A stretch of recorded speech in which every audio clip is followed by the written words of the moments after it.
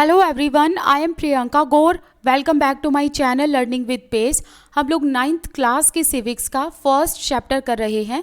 The chapter name is what is democracy and why democracy. तो इस chapter का ये हम सेकंड पार्ट करेंगे एंड सेकंड पार्ट में हम डेमोक्रेसी के फीचर्स को समझेंगे। ठीक है, we have started with a simple definition that democracy is a form of government in which the rulers are elected by the people and this raises many questions। देखो, हम लोगों ने डेमोक्रेसी की एक सिंपल सी डेफिनेशन की थी, previous video में भी हमने इस डेफिनेशन को किया था। ये है वो डेफिनेशन कि democracy is a form of government in which the rulers are elected by the people. तो ये जो सिंपल सी डेफिनेशन है ना, इसमें काफ़ी सारी ऐसी टर्म्स आती हैं जिन टर्म्स को पढ़ना ज़रूरी है, क्योंकि इन टर्म्स को जब तक क्लियर नहीं करोगे हमारे सामने ये क्वेश्चंस रहेंगे ही रहेंगे। सो अगर हम इन टर्म्स को अच्छे से जान लेंगे तो हमें पता चलेगा कि डेमोक्रेसी का मतलब क्या होता है एंड हम किस गवर्नमेंट को डेमोक्रेटिक फॉर्म ऑफ गवर्नमेंट कह सकते हैं, किस गवर्नमेंट को हम non democratic form of government कह सकते हैं। तो हमें डेमोक्रेटिक एंड नॉन डेमोक्रेटिक दोनों का डिफरेंस समझ में आएगा, राइट। तो ये जो सिंपल सी डेफिनेशन है, इसमें बहुत सारे क्वेश्चंस रेज होते हैं। जैसे कि देखो, पहले तो डेफिनेशन को समझो। Democracy is a form of government, कि डेमोक्रेसी में उस तरीके की गवर्नमेंट होती है जहां पर जो रूलर्स होते हैं वो लोगों के द्वारा इलेक्ट होते हैं, राइट। अब देखो यहाँ पर क्वेश्चन क्या क्या आता है। फॉर्म ऑफ गवर्नमेंट, कि गवर्नमेंट कौन सी होती है, किस प्रकार की होती है, रूलर्स कौन होते हैं, इलेक्टेड मतलब यहाँ पर इलेक्शन जो है वो कैसे किए जाते हैं, क्या कोई इलेक्शंस में किसी तरीके का रूल होता है, एंड पीपल दैट मीन्स कि लोग कौन होते हैं जो इन रूलर्स को चुनते हैं। तो यहाँ पर हम किन पीपल की बात कर रहे हैं। तो ये सारे जो तमाम क्वेश्चंस के आंसर्स हैं वो हमें ढूंढने जरूरी हैं। जैसे कि फर्स्ट क्वेश्चन है, who are the rulers in this definition. यहाँ पर जो ये रूलर्स हैं वो कौन हैं। Which officials must be elected for any government to be called a democracy, कि डेमोक्रेटिक फॉर्म ऑफ गवर्नमेंट में किस प्रकार के अधिकारी, किस प्रकार के ऑफिशियल्स इलेक्ट होने चाहिए। ऑफिशियल्स का मतलब होता है जो अधिकारी होते हैं। Which decisions may be taken by non democratic officials in democracy, क्या डेमोक्रेसी में जो नॉन इलेक्टेड ऑफिशियल्स होते हैं क्या वो भी किसी तरीके का डिसीजन लेते हैं।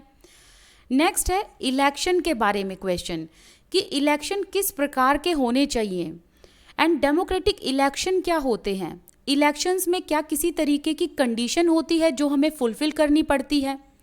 नेक्स्ट है who are the people who can elect the rulers and get elected as rulers, ये कौन लोग हैं जो इन रूलर्स को इलेक्ट करते हैं। Should this include every citizen on an equal basis, क्या इस इलेक्शन में सभी लोग इक्वली पार्टिसिपेट करते हैं या फिर इसमें किसी लोगों को अधिकार मिलता है और किन्हीं को नहीं मिलता। तो ये चीज़ें भी हमें पता करनी है, जिसमें हम एज की बात करेंगे। फाइनली फिर हम पढ़ेंगे फॉर्म ऑफ गवर्नमेंट के बारे में। And democratic form of government में जो ये इलेक्टेड रूलर्स होते हैं, can they do what ever they want, क्या ये कुछ भी अपनी मनमर्जी से कर सकते हैं, किसी भी प्रकार का डिसीजन ले सकते हैं। और must a democratic government function with some limits, या फिर डेमोक्रेटिक गवर्नमेंट को लिमिट्स में रहकर, दायरे में रहकर काम करना पड़ता है।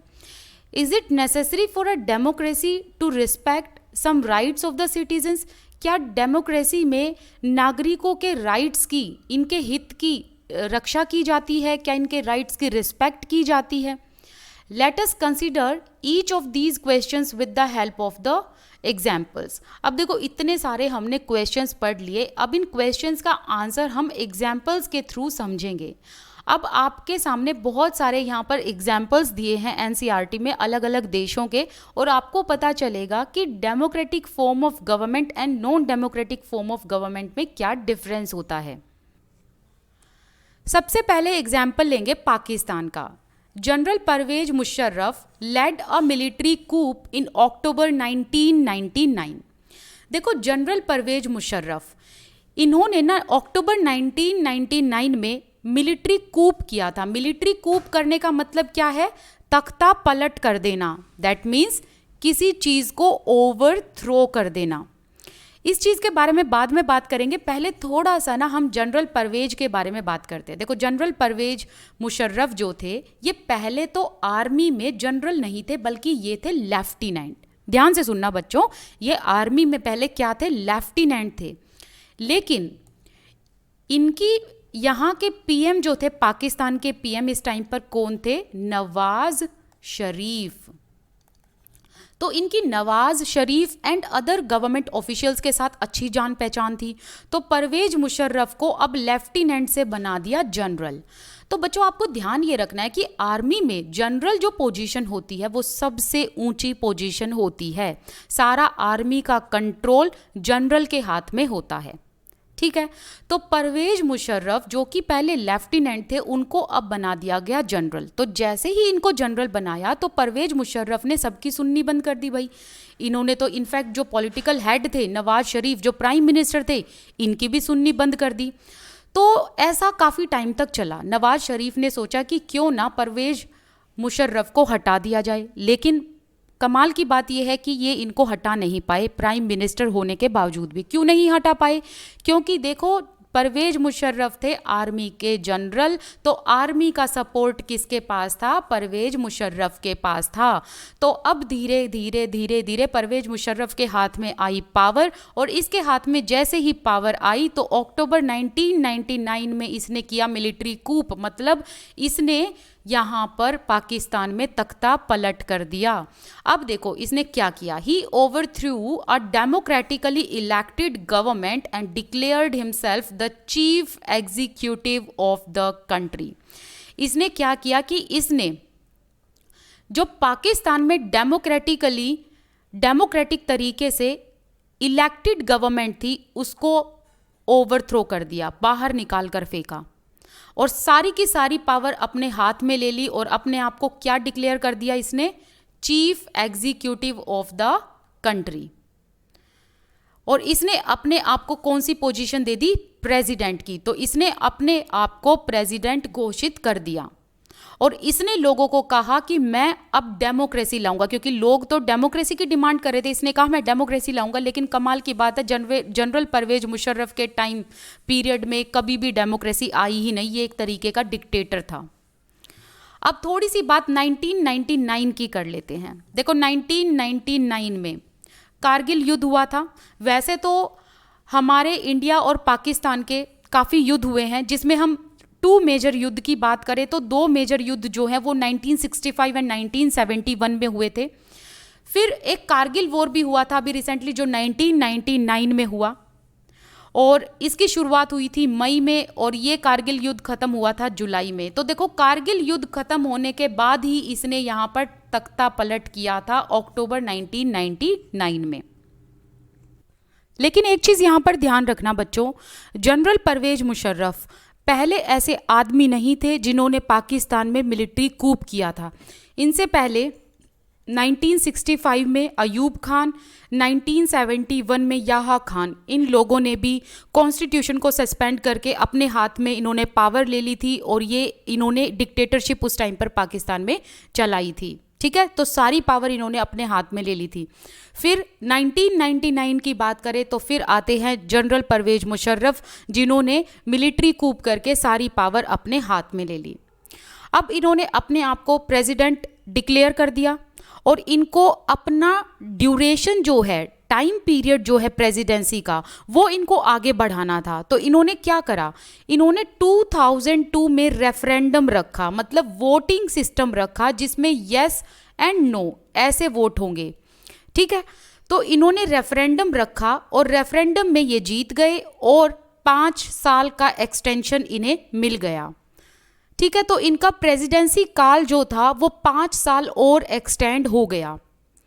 लेकिन जो पाकिस्तानी मीडिया है एंड वो ऑर्गेनाइजेशन जो ह्यूमन राइट्स के लिए बात करती हैं, वो एक्टिविस्ट जो डेमोक्रेसी के लिए आवाज़ उठाते हैं, इन लोगों ने कहा कि परवेज मुशर्रफ ने जो ये रेफरेंडम कराया है या जो ये वोटिंग सिस्टम कराया है, ये मेल प्रैक्टिसेस एंड फ्रॉड पर बेस्ड था, ठीक है, इन लोगों ने कहा कि ये रेफरेंडम जो है ये मैल प्रैक्टिसेस एंड फ्रॉड मतलब धोखाधड़ी पर बेस्ड था और परवेज मुशर्रफ ने इलीगल तरीके से इसमें जीत हासिल की है।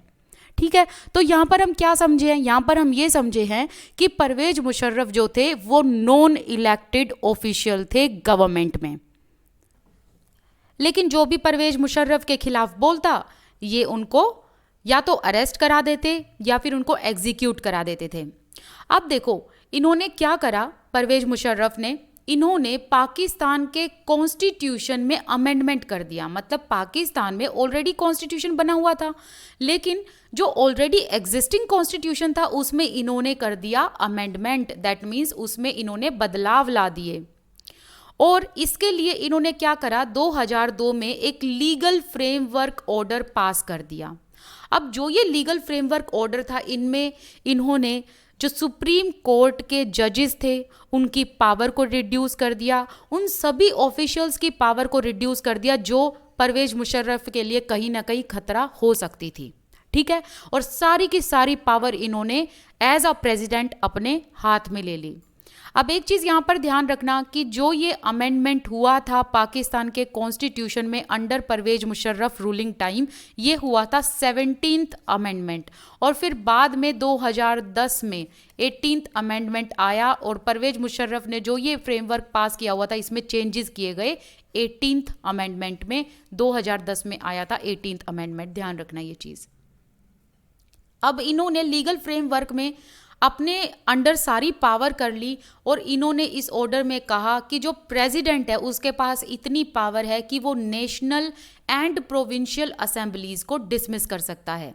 अब नेशनल एंड प्रोविंशियल असेंबलीज क्या होती हैं बच्चों, जैसे कि देखो हमारे यहाँ लोकसभा राज्यसभा है, वैसे ही नेशनल एंड प्रोविंशियल असेंबलीज हो गई वहाँ पर, राइट।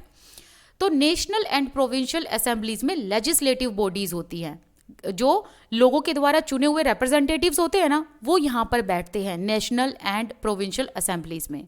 तो इनको डिसमिस करने की पावर भी अब परवेज मुशर्रफ ने किसके अंडर कर दी, खुद के अंडर, और वो खुद क्या थे, प्रेसिडेंट थे। The work of civilian cabinet is supervised by national security council. पहले तो ना सिविलियन कैबिनेट के बारे में समझो, फिर हम नेशनल सिक्योरिटी काउंसिल के बारे में बात करेंगे और फिर इस लाइन को समझेंगे। तो यहाँ पर जो ये सिविलियन कैबिनेट लिखा है इसका मतलब क्या है, देखो सिविलियन कैबिनेट, सिविलियन का मतलब वो हुआ कि वो लोग जो मिलिट्री का पार्ट नहीं है। तो सिविलियन कैबिनेट मतलब ऐसे मंत्री इसमें या ऐसे रिप्रेजेंटेटिव इसमें चुने जाते हैं जो आम जनता से होते हैं, ठीक है, जो मिलिट्री से नहीं बल्कि आम जनता से होते हैं। पॉइंट क्लियर हो गया। दूसरा पॉइंट सुनो कि सिविलियन कैबिनेट जो हैं, ये जो मंत्री होते हैं इनका अलग अलग डिपार्टमेंट होता है। जैसे कि देखो हेल्थ के मिनिस्टर अलग होंगे, एजुकेशन डिपार्टमेंट अलग होगा तो उसका मिनिस्टर अलग होगा, डिफेंस का अलग, वाटर का अलग, लेबर का अलग, होम अफेयर्स का अलग। सो ऐसे अलग अलग डिपार्टमेंट होते हैं, हर एक डिपार्टमेंट में एक एक जो है मंत्री होता है, उन्हें हम क्या कहेंगे, कैबिनेट मिनिस्टर कहेंगे। ऐसा हमारे भारत में भी होता है, ठीक है। तो देखो जो ये सिविलियन कैबिनेट हैं, ये जो भी काम करते हैं ना, इनके काम को सुपरवाइज किया जाता है, ठीक है। सुपरवाइज का मतलब क्या है कि इन्होंने काम ठीक से किया भी है या नहीं किया है, ये चीज़ कौन देखता है, ये चीज़ यहाँ पर देखी जाती है पाकिस्तान में नेशनल सिक्योरिटी काउंसिल के द्वारा, ठीक है। या ये कह लो कि सिविलियन कैबिनेट के काम पर निगरानी रखी जाती है नेशनल सिक्योरिटी काउंसिल के द्वारा। और ये नेशनल सिक्योरिटी काउंसिल, ये लोग जो हैं वो इसमें लाइक हाई ऑफिशियल्स के लोग आते हैं, मतलब ये उच्च अधिकारी होते हैं जो लोग फॉरेन पॉलिसीज़ के बारे में, नेशनल पॉलिसीज़ के बारे में डिस्कशन करते हैं एंड कलेक्टिवली एक डिसीजन लेते हैं, ठीक है। अब देखो कि सिविलियन कैबिनेट पर निगरानी रखने के लिए नेशनल सिक्योरिटी काउंसिल, लेकिन इनको डोमिनेट करने के लिए दोनों को ही, यानी दोनों को ही सुपरवाइज करने के लिए परवेज मुशर्रफ ने क्या किया कि मिलिट्री ऑफिसर्स को रख दिया। तो हम यहाँ पर क्या देख रहे हैं कि अब जो पावर है ना वो धीरे धीरे मिलिट्री के पास आती जा रही है, ठीक है। आफ्टर पासिंग दिस लॉ, अब ये सब लॉज वगैरह पास करने के बाद इन्होंने इलेक्शन रखा नेशनल एंड प्रोविंशियल असेंबलीज के लिए। एंड इस टाइम पर क्या हुआ कि इलेक्शन हुए, इलेक्टेड रिप्रेजेंटेटिव्स मतलब रिप्रेजेंटेटिव्स इलेक्ट किए गए एंड उनके पास कुछ पावर थी, बट जो फाइनल पावर थी वो किसके हाथ में थी? वो फाइनल पावर थी मिलिट्री ऑफिसर्स के हाथ में एंड जनरल मुशर्रफ के हाथ में। मिलिट्री ऑफिसर्स के हाथ में क्यों? क्योंकि यहाँ पर देखो मिलिट्री ऑफिसर्स इन्होंने नियुक्त कर दिए थे ताकि वो civilian cabinet and national security council पर नज़र रख सके, इनको डोमिनेट कर सकें। तो अब जो फाइनल पावर थी वो मिलिट्री ऑफिसर्स के हाथ में एंड जनरल जो मुशर्रफ थे, जो प्रेसिडेंट बन गए थे, इनके हाथ में। और ये जो रिप्रेजेंटेटिव्स थे प्रोविंशियल एंड नेशनल असेंबलीज के, इन रिप्रेजेंटेटिव्स के पास बस दिखावे के लिए एक कह सकते हो कि पावर थी। So clearly there are many reasons why Pakistan under general Musharraf should not be called a democracy. तो हमने ऐसे बहुत सारे रीज़न अब देख लिए जिसे हम ये कह सकते हैं कि जब पाकिस्तान में जनरल मुशर्रफ का रूल था तब डेमोक्रेसी नहीं थी वहाँ पर। But let us focus on one of these. अब इतने सारे रीजंस में से एक रीज़न पर ही फोकस कर लेते हैं और उससे आपको समझ में आ जाएगा कि उस टाइम पर डेमोक्रेसी नहीं थी। तो क्वेश्चन ये है, can we say that the rulers are elected by people in Pakistan? कि पाकिस्तान में जो ये रूलर्स थे जैसे कि जनरल मुशर्रफ, मिलिट्री ऑफिसर्स, क्या ये लोगों ने इलेक्ट किए थे? नॉट क्वाइट, नहीं, लोगों ने नहीं इलेक्ट किए। People may have elected, but हाँ, लोगों ने रिप्रेजेंटेटिव्स को इलेक्ट किया था। People may have elected their representatives to the national and provincial assembly. So national and provincial assemblies के representatives किसने elect किए थे? लोगों ने elect किए थे। But those elected representatives were not really the rulers. पर ये जो representatives चुने हुए थे लोगों ने, इनके पास कोई पावर ऐसी नहीं थी और ये रूलर्स नहीं थे। ठीक है, रूलर यहाँ पर कौन थे? General Musharraf and army officials. तो जो ये general Musharraf and army official हैं, इनके पास फाइनल डिसीजन लेने की पावर थी, ना कि इन रिप्रेजेंटेटिव्स के पास। ठीक है, तो जो ये रिप्रेजेंटेटिव्स थे जो लोगों ने चुने थे, they can not take the final decision. इनके पास फाइनल डिसीजन लेने की पावर नहीं थी। Instead the power to take final decision rested with army officials and general Musharraf. मतलब जो फाइनल डिसीजन था वो army official and general Musharraf के द्वारा लिया जाता था and none of them were elected by people. So army official and general Musharraf जिनके पास फाइनल डिसीजन लेने का पावर था, इनमें से लोगों ने किसी को भी नहीं चुना था। ठीक है, देखो जनरल मुशर्रफ ने क्या किया था। जनरल मुशर्रफ ने जनरल बनते ही, पहले तो ये लेफ्टिनेंट था, थोड़ी सी मैं आपको स्टोरी बता रही हूँ ताकि आप रिकॉल करो। तो पहले तो ये लेफ्टिनेंट था, फिर इसको जनरल बना दिया गया। अब इसने क्या करा, अब इसने अपनी मनमानी शुरू कर दी और इसके पास था आर्मी का सपोर्ट। तो आर्मी का सपोर्ट होने की वजह से इसने क्या करा, धीरे धीरे इसने अपना रूल जमाना शुरू करा। राइट, अब क्या हुआ, अब हुआ ये कि इसने अपने आप को एज अ प्रेसिडेंट घोषित कर दिया और जो डेमोक्रेटिक तरीके से ऑलरेडी इलेक्टेड गवर्नमेंट थी पाकिस्तान में, उसको ओवरथ्रो कर दिया और अपने हाथ में ले ली सारी की सारी पावर। अब इसने फिर क्या करा, सारी की सारी अपने हाथ में पावर लेने के बाद 2002 में इसने एक रेफरेंडम कराया। अब बच्चों ये रेफरेंडम इन्होंने क्यों कराया था, ताकि इसका जो टाइम ड्यूरेशन है ना, इसका जो काल है, किसका राज करने का जो इसका काल है, वो बढ़ जाए। तो अब इस रेफरेंडम में ये मेल प्रैक्टिस एंड फ्रॉड की वजह से जीत गया। ठीक है, इसने इलीगल तरीके अपनाए और ये यहाँ जीत गया। अब यहाँ पर जैसे ही ये इस रेफरेंडम में जीता तो इसको 5 साल का और एक्सटेंशन मिल गया रूल करने का। ठीक है बच्चों, अब इसने क्या करा, इसने एक गेम खेला। अब वो गेम क्या खेला, इसने ना इलेक्शन कराए। अब आप कहोगे कि इसने ये गेम क्यों खेला, देखो लोग ना उस टाइम पर डेमोक्रेसी की डिमांड कर रहे थे, तो इसने कहा पर जनरल मुशर्रफ ने कि मैं लाऊंगा डेमोक्रेसी। तो मैं लाऊंगा डेमोक्रेसी, इस वजह से इसने क्या किया, लोगों को दिखाने के लिए इलेक्शन रख दिए। अब ये इलेक्शन इसने किसके लिए रखे, नेशनल एंड प्रोविंशियल असेंबलीज के लिए। अब नेशनल एंड प्रोविंशियल असेंबलीज, दोनों ही असेंबलीज के लिए इसने इलेक्शन रखे और लोगों ने रिप्रेजेंटेटिव्स को चुना दोनों ही हाउसेज के लिए। अब यहाँ पर जो नियुक्त पीपल थे वो तो लोगों ने चुने, लेकिन इनके पास पावर नहीं थी। पावर किसके पास थी? Final power army officials and general Musharraf के पास थी, राइट। एंड जो ये कैबिनेट मिनिस्टर या फिर जो काउंसिल मिनिस्टर या ये जो असेंबलीज के रिप्रेजेंटेटिव्स होते थे, इन पर किसका कंट्रोल आ गया था? आर्मी ऑफिशियल का कंट्रोल आ गया था। सो फाइनल डिसीजन जिसके हाथ में होती है ना बच्चों, वो रूलर होते हैं। तो final decision army official and general Musharraf के पास थी, लेकिन ना तो आर्मी ऑफिशियल और ना ही जनरल मुशर्रफ को लोगों ने चुना था। सो दैट मीन्स यहाँ पर डेमोक्रेसी का जो फीचर है वो फेल हो जाता है। तो इसीलिए हम कह सकते हैं कि यहाँ पर डेमोक्रेटिक फॉर्म ऑफ गवर्नमेंट नहीं थी, ठीक है। This happens in many dictatorship and monarchies. अब जैसा हमने पाकिस्तान का ये केस पढ़ा, वैसे ही डिक्टेटरशिप एंड मोनार्कीज के रूल में भी होता है। मोनार्की मतलब राजा का जब रूल होता है। They formally have an elected parliament and government, but the real power is with those who are not elected. देखो, under dictatorship and under monarchy क्या होता है यहाँ पर कि पार्लियामेंट एंड गवर्नमेंट के जो रिप्रेजेंटेटिव्स होते हैं ना, वो लोगों द्वारा ही इलेक्ट होते हैं, बट इनके पास ना, इन रिप्रेजेंटेटिव्स के पास रियल पावर नहीं होती, बल्कि रियल पावर किसके पास होती है? जो लोगों ने इलेक्ट नहीं किए। जैसे कि डिक्टेटरशिप में एंड मोनार्की में जो रूलर होता है वो लोगों द्वारा इलेक्ट नहीं होता।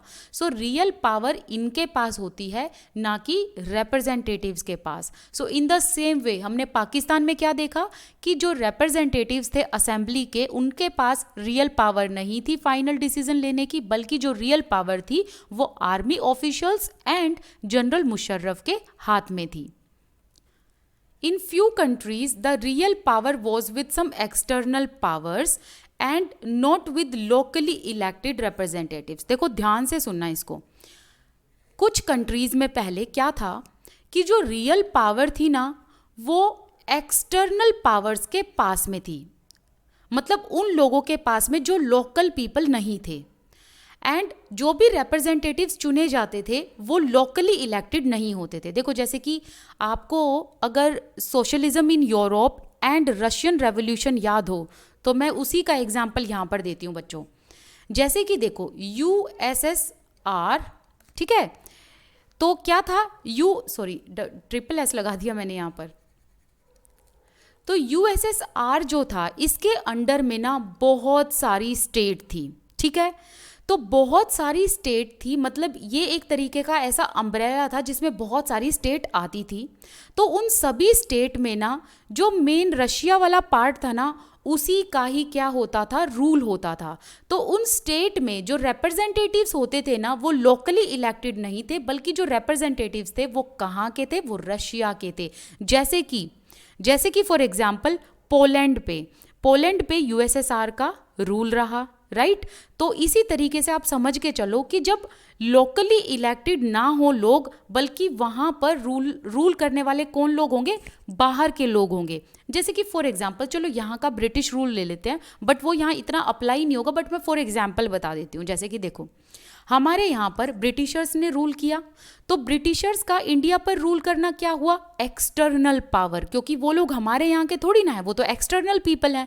तो उन्होंने हम पर रूल किया, दैट मीन्स वो एक्सटर्नल पावर थी और उन्हीं के पास रियल पावर थी फाइनल डिसीजन लेने की। एंड यहाँ पर जो रिप्रेजेंटेटिव्स थे वो लोकली इलेक्टेड नहीं थे, बल्कि रिप्रेजेंटेटिव्स जो यहाँ के थे वो ब्रिटिशर्स ही थे। सो ऐसे ही आप इस पॉइंट को समझो कि जैसे कि ये एक एरिया है, यहाँ पर जो रिप्रेजेंटेटिव्स हैं वो यहाँ के रहने वाले लोग नहीं हैं, बल्कि दूसरी कंट्री के लोग यहाँ पर अपना पावर जमा रहे हों, तो इसको कहते हैं एक्सटर्नल पावर। तो यूएसएसआर का एग्जाम्पल आप यहाँ पर फिट कर लेना। So this can not be called a people's rule. तो ये भी एक तरीके का लोगों द्वारा रूल नहीं है, राइट। क्योंकि हमने डेमोक्रेसी में क्या फीचर देखा था? In a democracy the final decision making power must rest with those elected by people. तो डेमोक्रेसी का सबसे बड़ा फीचर क्या है बच्चों? कि जो फाइनल पावर होती है या फाइनल डिसीजन मेकिंग पावर होती है वो उन लोगों के हाथ में होगी जो लोगों द्वारा चुने गए हों। और अभी तक हमने जिसका पढ़ा है, चाहे जनरल मुशर्रफ की बात करो या डिक्टेटरशिप या मोनार्कीज की बात करो या एक्सटर्नल पावर की बात करो, इसमें हमने ये पढ़ा कि जो फाइनल डिसीजन है ना वो उन लोगों के पास है जो लोगों ने नहीं चुने, ठीक है, नॉन इलेक्टेड पीपल के पास। बट डेमोक्रेसी का एक मेन फीचर ये है कि फाइनल डिसीजन उन लोगों के पास होगा जो लोगों ने इलेक्शन के द्वारा जिनको जिताया होगा, ठीक है।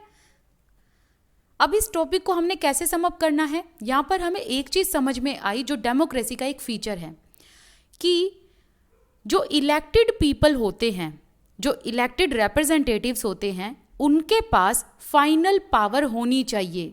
तो डेमोक्रेटिक फॉर्म ऑफ गवर्नमेंट में जो रूलर्स होंगे वो लोगों द्वारा चुने हुए होंगे और उन्हीं के पास फाइनल पावर होगी, ठीक है।